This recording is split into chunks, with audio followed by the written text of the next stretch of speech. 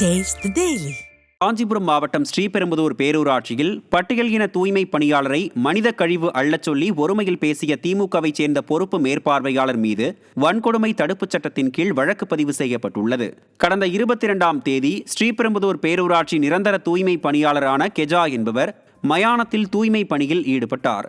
அப்போது அவரை பொறுப்பு மேற்பார்வையாளர் சேக்கிழார் என்பவர் கடுமையான வார்த்தைகளால் பேசியதோடு அந்த வளாகத்தில் ஆங்காங்கே காய்ந்து இருந்த மனித கழிவுகளை கெஜாவை வைத்து அகற்றுமாறு கூறியுள்ளார்.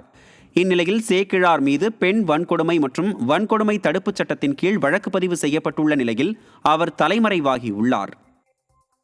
சேலம் மாவட்டம் மேட்டூர் அருகே நங்கவள்ளியில் சிறு சேமிப்பு சீட்டு நடத்தி லட்சக்கணக்கில் மோசடி செய்தவரின் வீட்டில் அமர்ந்து பாதிக்கப்பட்ட மக்கள் தர்ணாவில் ஈடுபட்டனர். நங்கவள்ளி புளியந்தோப்பு தெருவைச் சேர்ந்த மோகன்ராஜ் என்பவர் கைத்தறி நெசவு தொழில் செய்து வந்ததுடன் சிறு சேமிப்பு சீட்டும் நடத்தி வந்தார். இவரிடம் மக்கள் பணம் செலுத்தி வந்த நிலையில் குறிப்பிட்ட காலம் முடிந்த பிறகும் பணத்தை திருப்பிக் கொடுக்காமல் ஏமாற்றியதுடன் தனது குடும்பத்துடன் தலைமறைவானார். இந்நிலையில் பாதிக்கப்பட்ட மக்கள் மோகன்ராஜ் வீட்டில் அமர்ந்து தர்ணா போராட்டத்தில் ஈடுபட்டதால் அங்கு பரபரப்பு ஏற்பட்டது.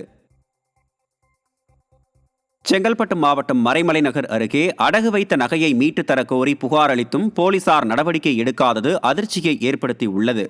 மறைமலை நகர் அருகே சேக்கிழார் தெருவைச் சேர்ந்த ராணி என்பவர் தனது உறவினரின் மருத்துவ செலவிற்காக கடந்த ஆண்டு மங்கலம் என்கிற அடகு கடையில் 100 சவரன் தங்க நகையை அடகு வைத்திருந்ததாக கூறப்படுகிறது.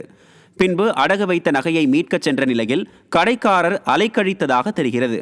இதுகுறித்து புகார் அளிக்க சென்றபோது மறைமலைநகர் காவல் நிலையத்தில் புகாரை ஏற்க மறுத்துள்ளனர். இதை கண்டித்து தனது தாயார் மற்றும் மாற்றுத்திறனாளி மகளுடன் தர்ணாவில் ஈடுபட முயன்றபோது அங்கு வந்த போலீசார் அவரை வலுக்கட்டாயமாக விசாரணைக்கு அழைத்துச் சென்றது பரபரப்பை ஏற்படுத்தியது.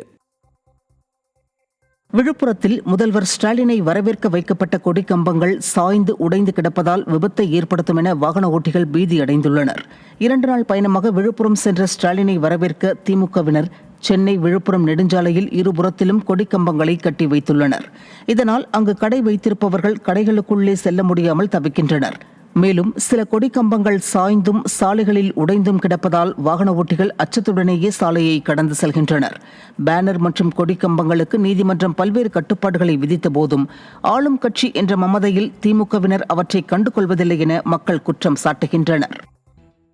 ராமநாதபுரம் மாவட்டம் பரமக்குடி அருகே இருசக்கர வாகனத்தின் மீது அரசு பேருந்து மோதி 5 மாத கைக்குழந்தை மற்றும் மூதாட்டி உயிரிழந்த சம்பவம் பெரும் சோகத்தை ஏற்படுத்தியுள்ளது. பரமக்குடி அடுத்த புழுதிக்குளம் கிராமத்தைச் சேர்ந்த சத்யா தனது தாய் செல்வி மற்றும் தனது 5 மாத கைக்குழந்தையுடன் இருசக்கர வாகனத்தில் முதுகுளத்தூர் நோக்கி சென்றபோது பின்னால் வேகமாக வந்த அரசு பேருந்து மோதியதில் குழந்தை சம்பவ இடத்திலேயே பரிதாபமாக உயிரிழந்தது. படுகாயங்களுடன் பரமக்குடி அரசு மருத்துவமனையில் அனுமதிக்கப்பட்ட செல்வி சிகிச்சை பலனின்றி உயிரிழந்தார். வண்டி கூட ஓட்டல. அந்த பஸ் வருதுன்னு நான் ஓரத்துல வண்டியை நிப்பாட்டிட்டேன். நிப்பாட்டினதுக்கு அப்புறம் அந்த வண்டிக்காரன் அந்த வீடுக்குன்னு வந்து வண்டி சரியான ஸ்பீட்ல வந்து தட்டினார். ரெண்டு வருஷம் போயிருச்சு. எனக்கு வந்து எங்க வீட்டாளி நர்ஸுகிட்ட சொன்னா இந்த மேடம் இந்த பொண்ணுக்கு ட்ரிப்பு போடுங்க, இந்த அம்மாவுக்கு போடவே இல்லை.